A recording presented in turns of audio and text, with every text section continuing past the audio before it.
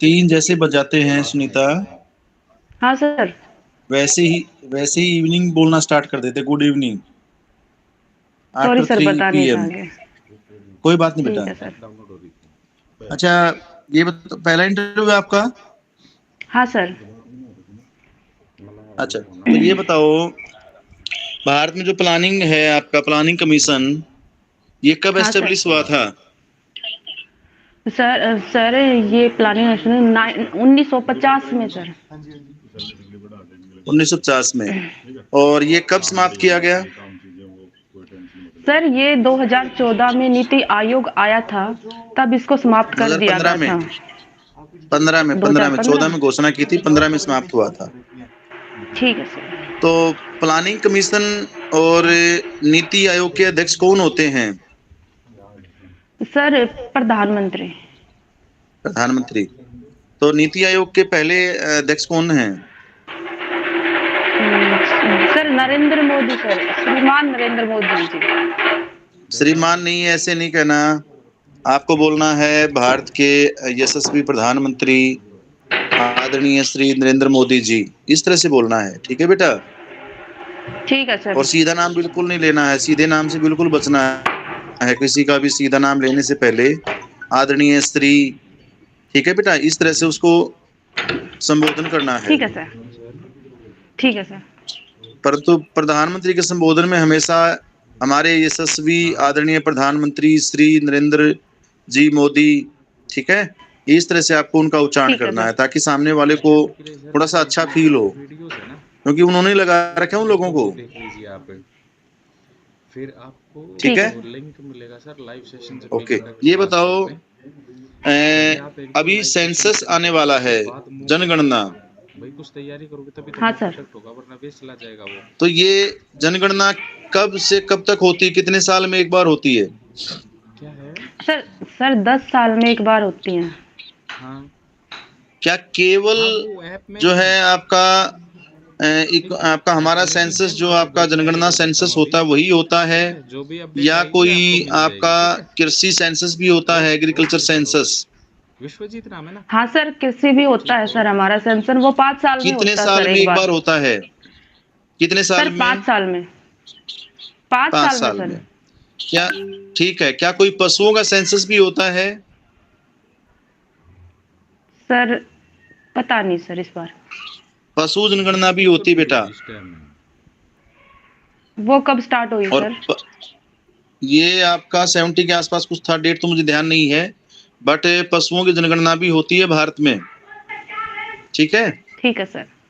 ठीक है सर। और जब भी आप कहें कि सॉरी सर, मैं माफी चाहूंगी, ध्यान में नहीं आ रहा है, रिकॉल नहीं कर पा रही हूँ, इस तरह से बोलना है आपको, ठीक है ठीक है? सर। पता नहीं, नहीं ऐसे नहीं बोलना, बिल्कुल टका सा जवाब नहीं देना सामने वाले को, सॉरी सर मैं रिकॉल नहीं कर पा रही हूँ, ठीक है?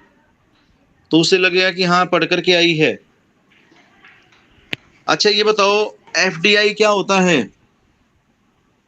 Sir FDI foreign direct investment होता है सर, प्रत्यक्ष विदेशी निवेश।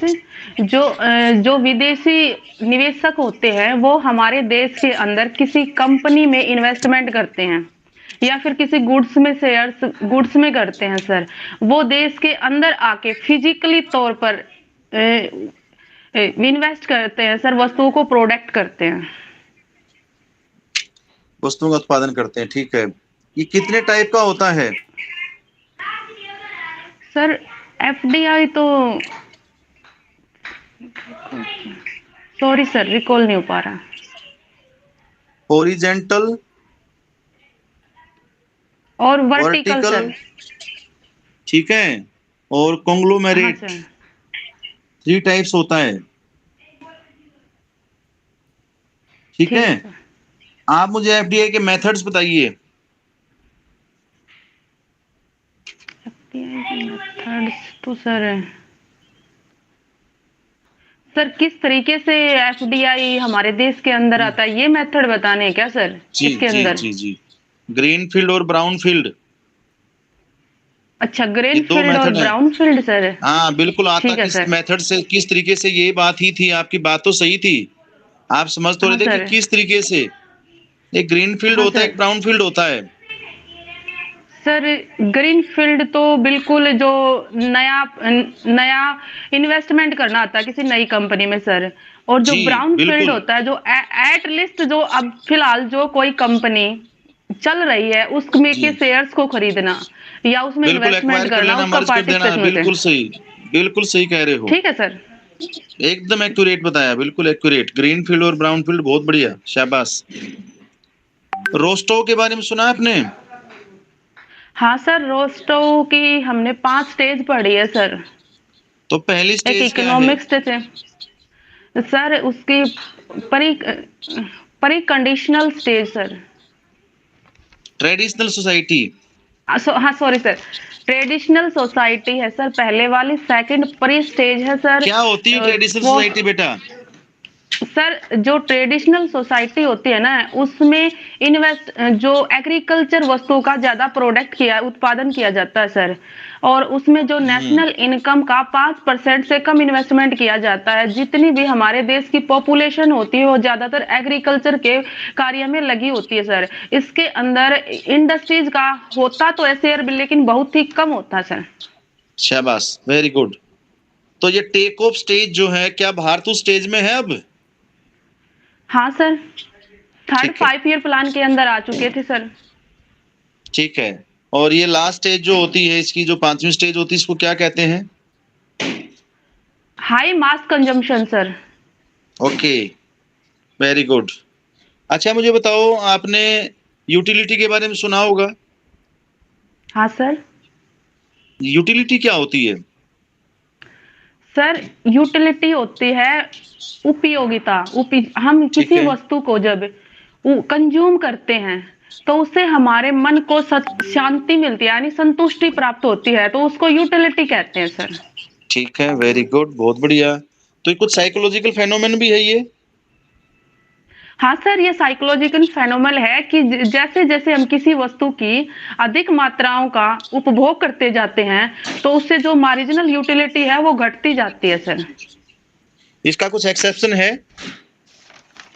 हाँ सर, जैसे कोई कंजूस आदमी है सर, वो जितना ज्यादा पैसा इकट्ठा करेगा उसकी लालसा और बढ़ती जाएगी।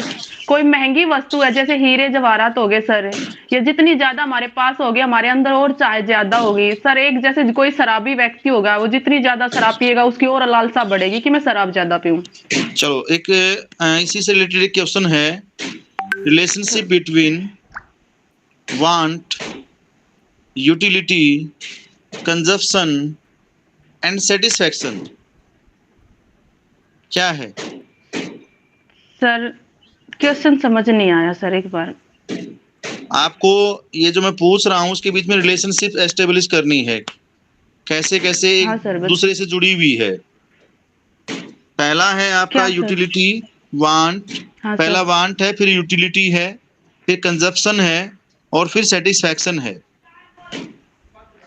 सर वांट तो वो होती है कि हमारे किसी चीज को पाने की इच्छा। ठीक है। और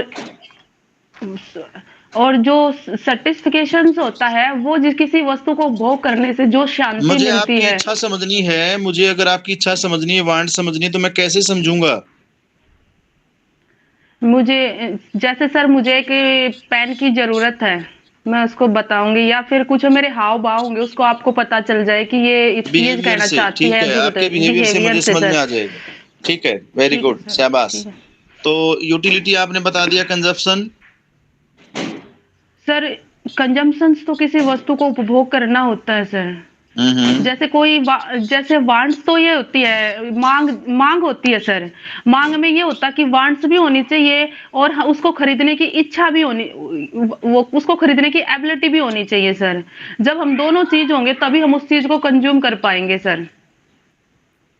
ठीक है, और satisfaction?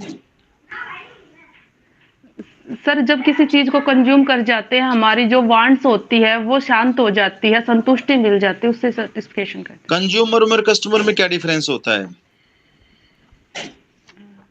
Consumer, sorry sir, recall नहीं हो पा रहा। कस्टमर तो आप कई बार बने होंगे। आप मैरिड हैं कि अनमैरिड हैं? सर मैरिड हूँ। मैरिड हैं। आप बहुत सारा सामान अपने बच्चों के लिए लेते होंगे, कई बार खुद के लिए नहीं लेते होंगे। हाँ सर, ये तो बहुत होता है। कस्टमर कौन है फिर? आप है ना? हाँ सर। कंज्यूमर आपके छोटे छोटे बच्चों ने किया। ठीक है सर। तो कंज्यूमर कोई और भी हो सकता है यार, कस्टमर कोई और भी हो सकता है। यानी दोनों अलग अलग हैं सर, कंज्यूमर भी और कस्टमर भी। अलग अलग भी हो सकते हैं, वो भी हो सकता है, ऐसा नहीं कि मतलब दोनों हर बार ही अलग होंगे। बट ये है कि आप कोई वस्तु खरीद रहे हो, सर आपने एक पेंसिल ली, मिनट। पेंसिल ली तो हाँ पेंसिल सर। आपने अपने लिए नहीं ली, अपने बच्चों के लिए ली। तो हाँ सर, तो वो कंज्यूम दोनों कोई और अलग करता अलग है। होगी सर।